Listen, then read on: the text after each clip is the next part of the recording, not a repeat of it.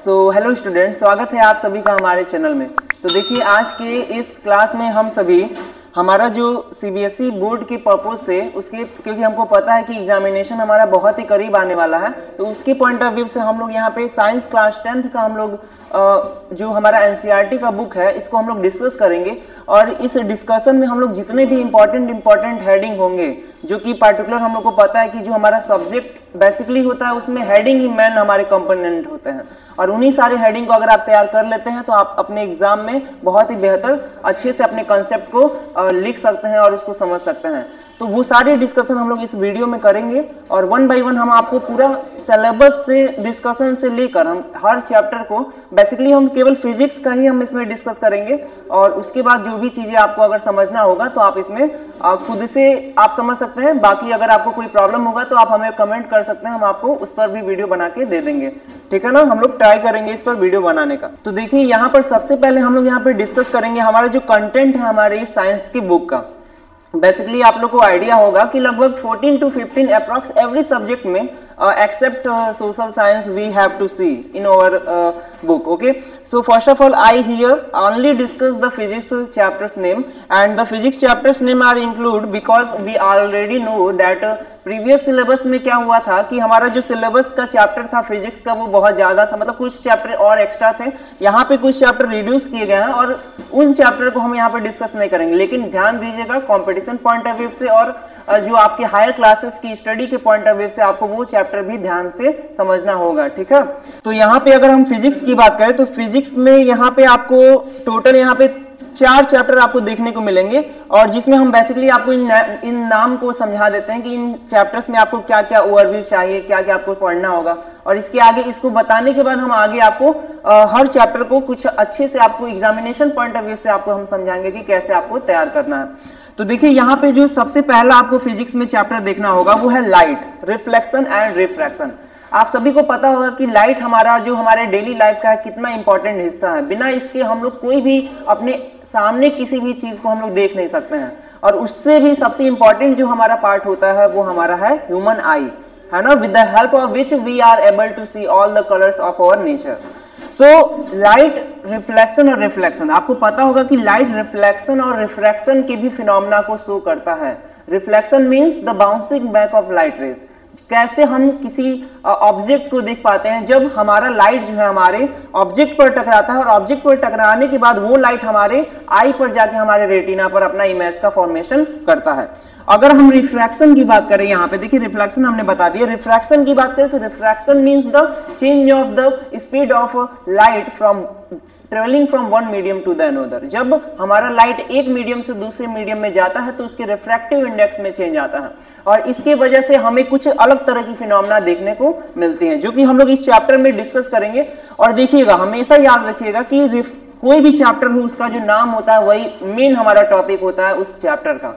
अगर हमें light, reflection और रिफ्रैक्शन के डिफिनीशन के बारे में पता है, उससे रिलेटेड कॉन्सेप्ट पता है, उसके बारे में और डिटेल नॉलेज पता है, तो बेसिकली वो चैप्टर हमारा तैयार है, ठीक है। अगला जो हमारा चैप्टर है ये है, बेसिकली यहाँ पे नाम लिखा हुआ है, चैप्टर नंबर लिखा हुआ, हम यहाँ पे बस चैप्टर डिस्कस कर रहे हैं। अगला जो हमारा चैप्टर है the human I and the colourful world. जैसे कि हमने आपको अभी बताया कि क्योंकि लाइट का ही फिनोमेना है, लाइट की वजह से हम लोग कोई भी चीज फिजिक्स में, मतलब ये कॉन्सेप्ट है जिसकी वजह से हम लोग देख पाते हैं कोई भी चीज, और इससे रिलेटेड बहुत सारी चीजें हैं, बहुत सारे टॉपिक्स हैं जो कि आपको हायर क्लासेस में भी पढ़ना है, ठीक है ना। बहुत सारे फिनोमेना हैं। यहाँ पर आपको बताया जा रहा है ह्यूमन आई के बारे में। द ह्यूमन आई, है ना, आंख तो सबके पास होता है, नेत्र होते हैं, और आई का बहुत ही इंपॉर्टेंट फंक्शन होता है for the very good perfection and working of our day to day components. So यहाँ पे ह्यूमन आई का बहुत ज्यादा इंपॉर्टेंट है। ह्यूमन आई अगर खराब हो गया तो बहुत सारे प्रॉब्लम भी आता है, किसी को मायोपिया हो सकता है, हाइपरमेट्रोपिया हो सकता है ना, और भी तरह तरह के डिजीजेस होते हैं, कैटरेक्ट होता है। तो वो सारी चीजें इस चैप्टर में आपको डिस्कशन में मिलेगा, है ना। साथ ही साथ हम आपको ये उस चैप्टर में डिस्कस करेंगे कि किस तरीके से क्या कंडीशन आता है, किस तरीके से अगर कोई डिफेक्ट आता है आई में तो उसको सही किया जा सकता है, इमेज पहले बन गया तो उसको बाद में कैसे बनाएंगे, कौन सा लेंस यूज करेंगे for the formation of the correct image on our retina. साथ ही साथ आई का जो जितने भी कंपोनेंट होते हैं उन सारी का डिस्कशन हम लोग इस चैप्टर में करते हैं। और कलरफुल वर्ड, यहाँ पे कलरफुल वर्ड वही चीज है कि रंग बिरंगा संसार हम लोग कैसे अपने चारों ओर देख पा रहे हैं, जैसा कि इसको हम लोगों ने लाइट और रिफ्लेक्शन में ही हमने आपको हल्का सा इंट्रोड्यूस किया। तो ये सारा कॉन्सेप्ट ये थोड़ा थियोरेटिकल है, तो थियोरेटिकल चीजें आपको पढ़ने से ही समझ में आती हैं, बेसिकली कहानी के जैसे ही होती है, आप इसको समझ सकते हैं, ठीक है ना। अब यहाँ पे जो अगला चैप्टर है वो है इलेक्ट्रिसिटी।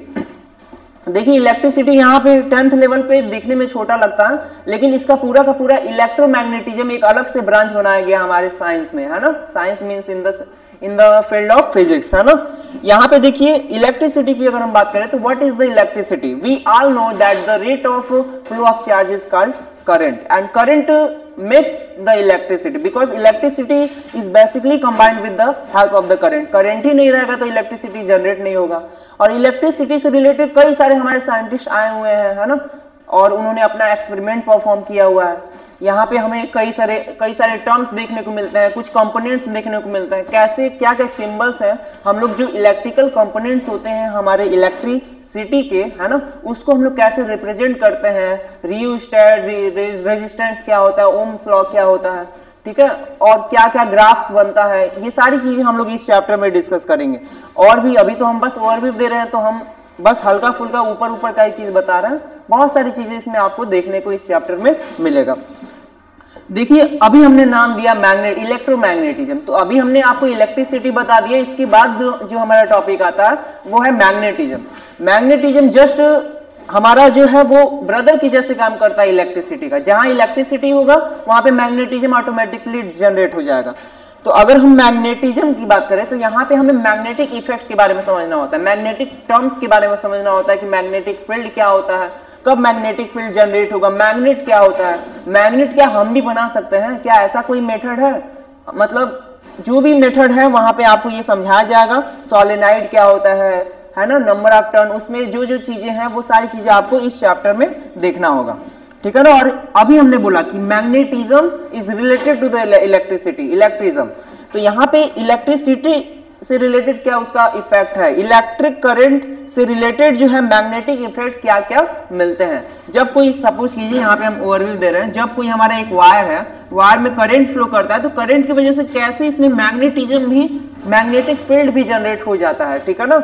और किस तरीके से वो हम बता सकते हैं कि किस डायरेक्शन में हमारा मैग्नेटिक फील्ड जनरेट हुआ है ना, और इनटू द पेपर है या आउटसाइड द पेपर है, ये सारी चीजें हम लोग यहाँ पे देखते हैं। और बेसिकली हमको लग रहा है यहाँ पे आपको बेसिकली 4 चैप्टर आपको देखने को मिलेंगे, है ना। और देखिए आपको अगर कोई भी एग्जाम देना है तो वहां पे मेन हमारा जो काम करता है वो हमारा सिलेबस होता है। अगर आपको सिलेबस अच्छे से तैयार है, अगर आपको हेडिंग अच्छे से तैयार है, उसके अंदर का कंटेंट अच्छे से तैयार है, बेसिकली लोग ये कहते हैं कि न्यूमेरिकल ज्यादा एग्जाम में पूछा जाता है, न्यूमेरिकल हमको नहीं आता है तो हमको एग्जाम में कम नंबर मिलेगा, ऐसा बिल्कुल नहीं है। आप अच्छे से थियरी तैयार कीजिए, न्यूमेरिकल में बस आपका जो इंपॉर्टेंट पार्ट होता है वो आपका केवल और केवल फॉर्मूले का होता है। अगर आपको फॉर्मूला अच्छे से पता है तो न्यूमेरिकल इजिली आप लोग सॉल्व कर सकते हैं। तो ठीक है, इस तरीके से हम लोग देख चुके हैं कि क्या हमारा सिलेबस है फिजिक्स का, है ना, लाइट रिफ्लेक्शन और refraction, the human I and the colourful world, electricity, magnetic effects of the electric current, ठीक है। अब देखिए, अब हम यहाँ पे इसके बाद हम आपको चैप्टर वाइज जो है एक एक चैप्टर का ओवरव्यू देंगे, आपको एग्जामिनेशन पॉइंट ऑफ व्यू से बताएंगे कि क्या क्या आपको अच्छे से उसको तैयार करना है, कैसे आपको समझ के उसको पढ़ना है। और बिकॉज वी नो दैट हम लोग 1 साल तक मेहनत करते हैं, 1 साल तक लगातार तैयारी करते हैं, है ना, अपना पढ़ाई करते हैं, नोट्स बनाते हैं, कोचिंग जाते हैं, अलग अलग चीजें करते हैं, लेकिन basically examination point of view पे अगर एग्जामिनेशन आता है उस समय आपका सबसे इंपॉर्टेंट जो चीज होता है वो है रिवीजन। अगर रिवीजन आप नहीं करेंगे तो बहुत ही प्रॉब्लम होता है, ठीक है ना। कोई भी चीज आपको पता होगा कि practice makes a man perfect, so we have to make our practice much stronger as we can, okay. So यहाँ पे चलिए अब हम आगे आपको चैप्टर वाइज डिस्कशन करते हैं।